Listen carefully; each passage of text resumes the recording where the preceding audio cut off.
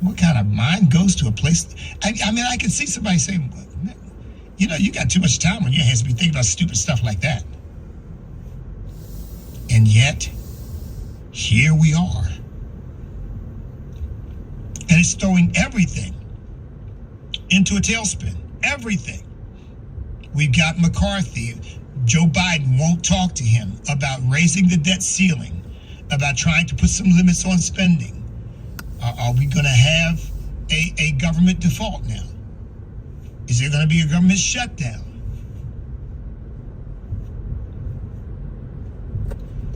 You see, this is where rebellion and disregard of Almighty God, rebellion against and disregard of Almighty God leads us. This is where it leads us.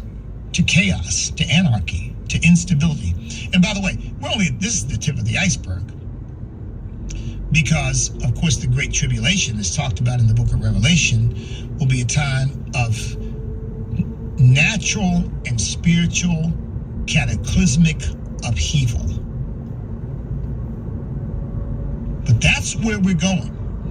I'm not saying that we're in the Great Tribulation or that starts tomorrow or anything like that, but that's where we're going. And you can see it building. And Jesus said it would be like this. He said, like a woman who is giving birth, like she's ready, and the contractions get closer and closer and closer.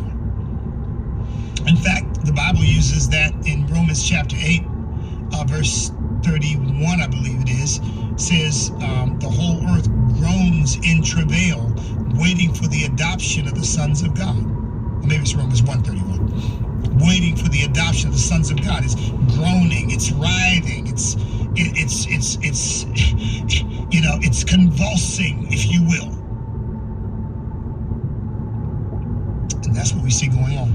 We got a caravan of 3,000 people headed for our southern border right now. I mean, that's aside from this is just the normal daily onslaught. We got a caravan of 3,000 people. My guess is they're waiting for Title 42 to finally expire, and it'll be one more group across the border, and people will see that and say, you know what, it's open season, let's go. You know, there are some estimates that really we may have seen 10 million people cross the border since Biden's been president. That may be high, but I'll tell you something, it's been at least 5. At least 5 million. And what are they bringing? Instability. Instability. Where do you put them? Fill the hotels in New York with them. How do you feed them? The American taxpayers got to spend a bunch of money trying to feed people. What do you do with the children? These children are being trafficked into slave labor and sexual exploitation. That's why I said, folks, that the single most important issue. Now, this is not the only issue that obviously that we could talk about, because there are other topics when you get into specifics that need to be addressed. But this to me is the singular issue that America faces. We must come back to God.